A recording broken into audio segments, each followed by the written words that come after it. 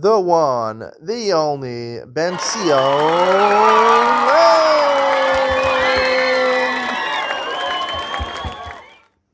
Good evening and welcome to Yeshiva YouTube, Iyun. Tonight we did Masechah Shekalim, Perek Zayin, Mishnah Zayin, and Perek Ches, Mishnah Aleph. I want to talk about Mishnah Zayin over here and Perek Zayin. It says that there was a Tanai based in that Kohanim would be able to use the melech. They had a surplus. They had a storehouse of salt because that was kodesh, hekdesh, because it's supposed to be brought on the korbanos. Every korban, a kol korban chatakar of melech, the pasuk says, every korban has to be brought with salt. Now, what about if the Kohanim were eating, right, the meat of a chatas or the meat of a shlamim in the Azara, and they wanted salt? It wasn't salted enough. They wanted some extra salt. Why? Because the steaks are well done on the thing, right? And when you make a steak well done, it needs salt. It doesn't taste good by itself.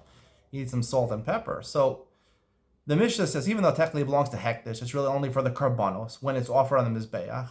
Tonight, based in, they had the ability, the Sanhedrin, to say something that really was hekdesh. The Kohanim can take some salt and put it on their kudshim. However, the Rav of Bartanura says that's only meat that was kudshim, meat that was chulin, meat that wasn't hekdesh at all. They had no right to take the salt. To that I say I disagree with the Rav. I don't know where Rav Bartanura got that from, but I believe that the first case is obvious, right? When you put the meat on the mizbeach, what's the reason you put salt on the mizbeach? Because it was well done on the mizbeach, right? Partially to God, but God Kav Yachal eats also. So it was a well done steak. You put salt on it, it has to taste good. And the Kohanim also got part of the meat that they would eat from korban chatas and a shlam and a lot of the animals that the Kohanim ate from. They also wanted it to taste good for the Kohanim. So when the Kohanim were eating it and didn't have enough salt for their liking, that's hekdesh meat. Of course they could use. You don't have to make a Tanai bastin for them to allow the Kohanim to use salt of hekdesh on kudshim meat. The point of the karbanos, I always say, the point of the karbanos is to have a gourmet meal, to have a meal.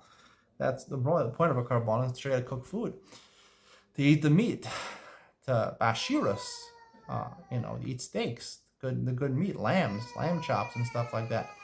So of course they could use it for hekdesh meat. The question is when they had other meat over there, that there's no heter to use hekdesh salt for that. So that's where they needed the Tanai basin. You don't need a Tanai basin to use salt, to add a little extra salt, to Kohanim to their hekdesh meat, because the meat is kodesh, and they're using kodesh for kodesh. You don't need a Tanai basin for that. I think the Tanai basin was to allow them to salt anything. Kohanim lived basically, they eat a lot of their meals in the Azara. So that sometimes they had other meat also. If there's not enough other meat, and they were hungry, they had other meat that was chulin. That was a Tanai basin to allow them to use the hekdesh salt for that, and it wasn't considered me'ilah. Hope you enjoyed tonight's share. See you in the next one.